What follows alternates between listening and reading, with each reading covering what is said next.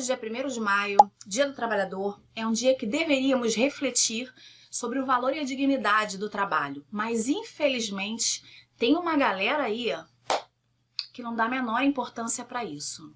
Hoje também é aniversário da Dona Regina, minha mãe, completando 75 aninhos de vida. 75 aninhos de vida, bem vividos, né? Muito família, com todos os netos por perto. E eu só tenho a agradecer a Papai do Céu pela oportunidade, pela honra de ser sua filha, porque você... Eu acho que não teria mãe melhor no mundo. Eu, na verdade, eu nem conheço mãe melhor, mas tudo bem. Então, eu só peço que o Papai do Céu te abençoe com muita saúde e que te dê, assim, mais longos anos aí pela frente. E como aniversário, tem que ter o quê? Tem que ter um bolinho, tem que ter uma tortinha, né? E isso aí vai fazer parte da nossa história aí do vídeo de hoje. Além disso, hoje, dia 1º de maio, é aniversário de morte do Ayrton Senna, um dos maiores símbolos aqui do nosso país. E o cara, ele era tão bom, mas tão bom, que ele partiu fazendo o que ele mais gostava. E ele fazia com excelência. O cara era muito bom no que ele fazia. Ele fez história. Mas, Paula, tu tá fazendo uma mistura. Tu falou de Dia do Trabalho, de gente que não dá muito valor pro trabalho. Falou que é aniversário da tua mãe, que tem um bolo aí, uma torta na história. E falou também do Ayrton Senna. O que isso tem a ver, Paula? O que isso tem a ver? Calma, gente, vocês vão entender o que é que isso tem a ver. Tá tudo conectado. Porque hoje, ao tentar comprar uma simples torta para minha mãe, um simples bolinho para minha mãe, eu fui confrontada com uma realidade. Que nem todo mundo faz o que deveria ser feito. Nem todo mundo tem boa vontade de fazer o que deveria ser feito. Então eu vou te pedir para você ficar comigo até o final, mas antes você vai tocar no sininho aí para ativar todas as notificações, para quando eu postar algum vídeo, já chegar para você e você ser logo o primeiro a comentar depois de assistir o vídeo inteiro. Deixa o like e acompanha que você... Tudo vai fazer sentido, gente, é só acompanhar. Hoje, por ser feriado, algumas coisas não funcionaram. Tem alguns momentos que a gente acaba deixando determinadas coisas para a última hora. A compra da torta da minha mãe, na verdade a gente nem tinha pensado em comprar torta porque ela mesma não queria. Mas hoje ela resolveu que queria uma torta. Então nós fomos em busca do quê? De uma torta. Feriado, para facilitar as coisas. Acordei o marido e falei, amor, você pode ir comigo? Porque eu não tava afim de sozinha, gente. Aí fui lá, meu fiel escudeiro, fomos em busca da torta da mamãe. Coisa rica, você não pode cair não, gente. Vocês não podem cair não, calma. Começamos a nossa saga, né, em busca da torta da mamãe. E pensamos primeiro em ir numa lojinha que a gente já tá até acostumado a comprar. Porque no Google tava lá dizendo que a loja estava aberta. A gente sempre tem a mesma percepção sobre o atendimento dessa loja, que nunca é legal. A gente pergunta se tem um produto, não tem. Ah, eu gostaria de comprar isso, não tem. Até as porções de salgadinhos, que normalmente a gente pode escolher, né? Ah, eu quero 4 coxinhas, 4 bolinhos de aipim. Não pode. Tem que ser tudo misturado e eles não admitem que você fique pedindo para não colocar um salgado ou outro. Você até pode comprar, selecionar, né, pedir assim, se você encomendar com um dia de antecedência. Ali na hora, no balcão, eles não deixam você escolher. Mas mesmo assim, a gente acaba comprando porque os produtos de lá são muito bons. Mas o atendimento é ruim. A gente foi lá, a gente andou à toa porque essa loja estava fechada. Aí, no mercado, nós achamos a torta. Achamos torta num preço bacana. Tinha sido feita ontem, né, no dia 30/4. Então, normalmente essas tortas aí têm um prazo de validade de 4 ou 5 dias. Então, ela ainda estava boa, estava fresca, né? Menos de 24 horas da fabricação.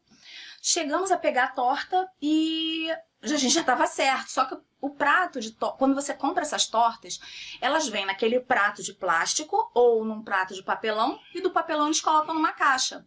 Ou eles vêm naquele pratinho de plástico com aquela redomazinha também de plástico.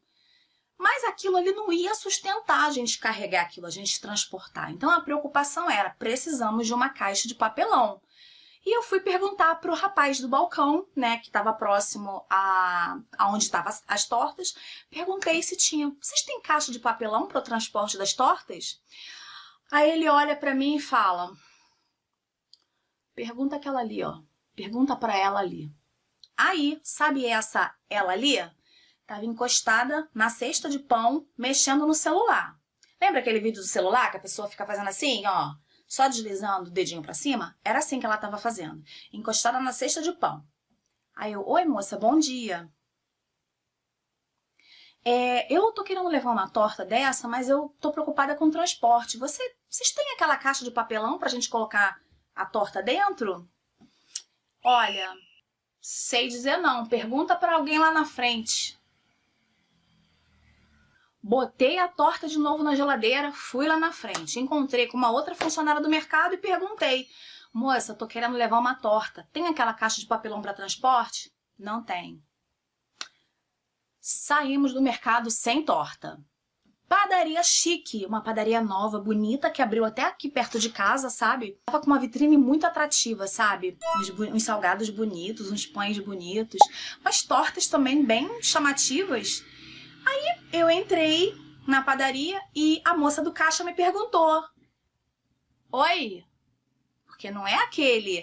Oi, bom dia, posso te ajudar? Não, não existe isso aí mais, é oi. Eu tô querendo ver torta. Ah, pergunta para aquela menina ali no balcão. Oi, bom dia. Tudo bem? Eu queria saber sobre as tortas.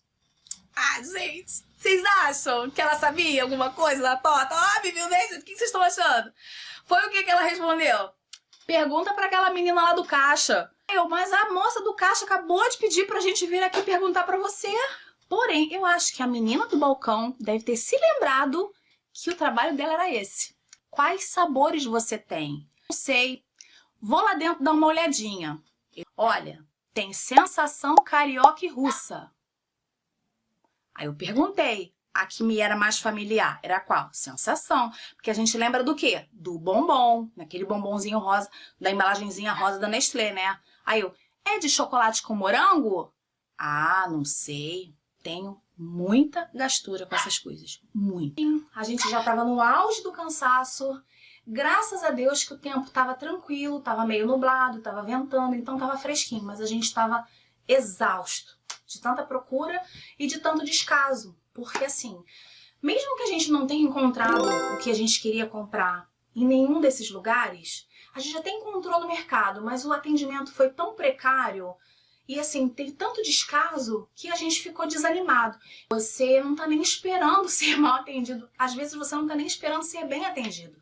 Você só tá esperando o básico de uma atendente que vende tortas, é que ela saiba o nome das tortas e os sabores que aquela torta tem, para poder falar para o cliente. Entramos na última padaria e a vitrine completamente vazia e mesmo assim eu perguntei pro rapaz do caixa se ia sair alguma torta.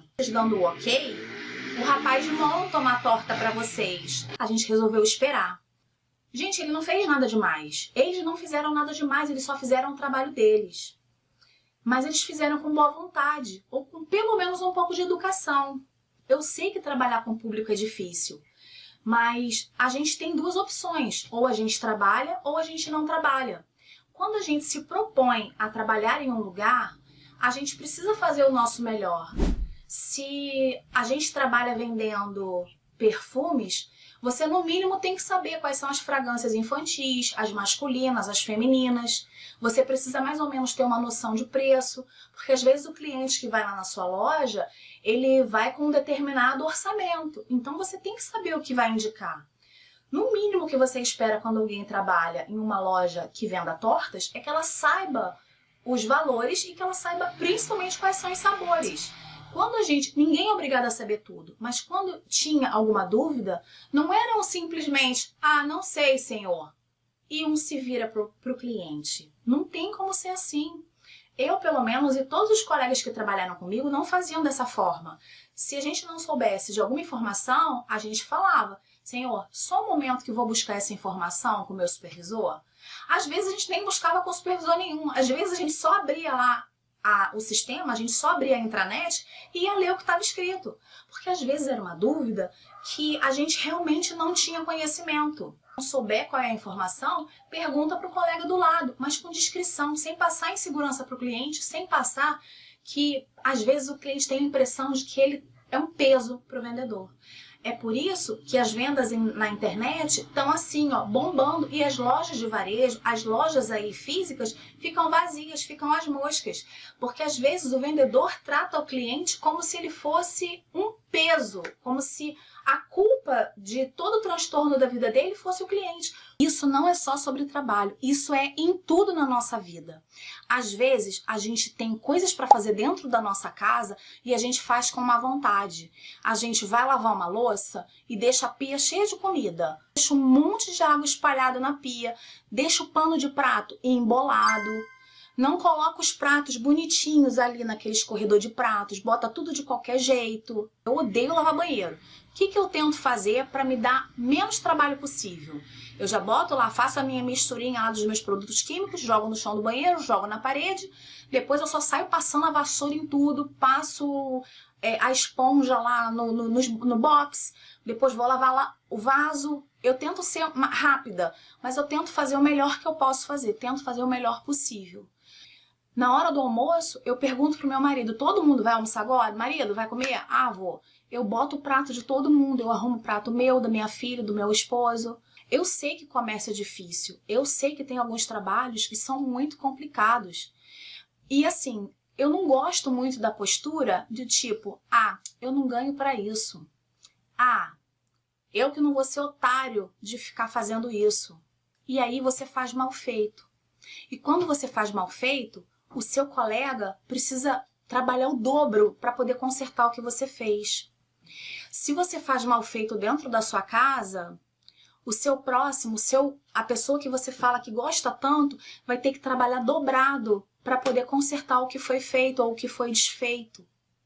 Por que fazer as coisas com excelência? Porque foi assim que Deus nos mandou viver. Em Colossenses 3:23 diz: tudo que fizerem, façam de todo o coração, como para o Senhor e não para os homens. O problema é que muita gente acha que só precisa se esforçar quando tem alguém importante vendo. Mas Deus está vendo sempre. A forma como você atende, como você varre, como você fala com o próximo.